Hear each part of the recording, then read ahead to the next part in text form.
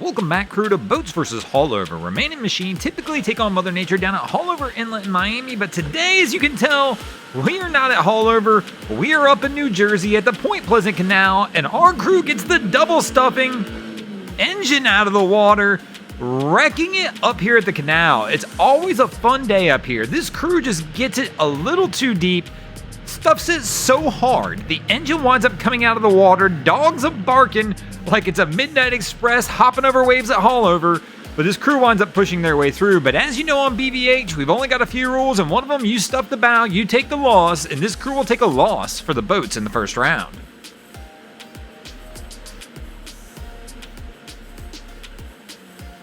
And this will bring us to the second round of our competition with the canal up 1-0 early. Let's see if the boats can get back in the game. And we're going to have a small Boston whaler stepping in the ring to try and do battle with the canal. As you can tell from these images, the current is absolutely ripping right now. Our guy's going to have to do everything he can to try and keep this bow up and not wind up stuffing it, all while still trying to maintain that slow speed. We see slow speeds at the canal because this entire section, of course, is a no-wake zone, but our guy looks pretty solid and will wind up taking a win for the boats here in the second round.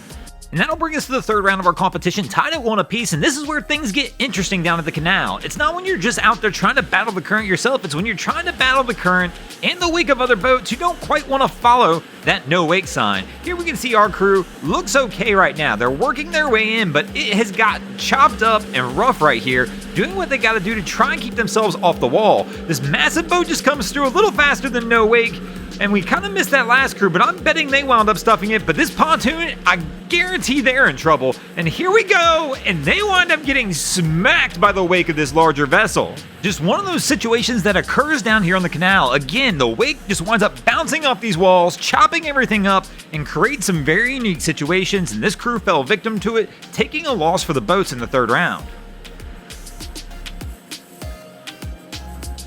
This will bring us to the fourth round of our contest with the canal up 2-1, but the boats know a cheating kind of way to win, and that's go big or go home. That's right, typically we don't see the bigger vessels stumble too much on the canal unless they have some kind of mechanical failure. And this vessel right here is going to fit right in there and not have any issues whatsoever. These big cats can handle just about anything you can throw at them, including the Point Pleasant Canal, and they'll wind up taking a win for the boats in the fourth round.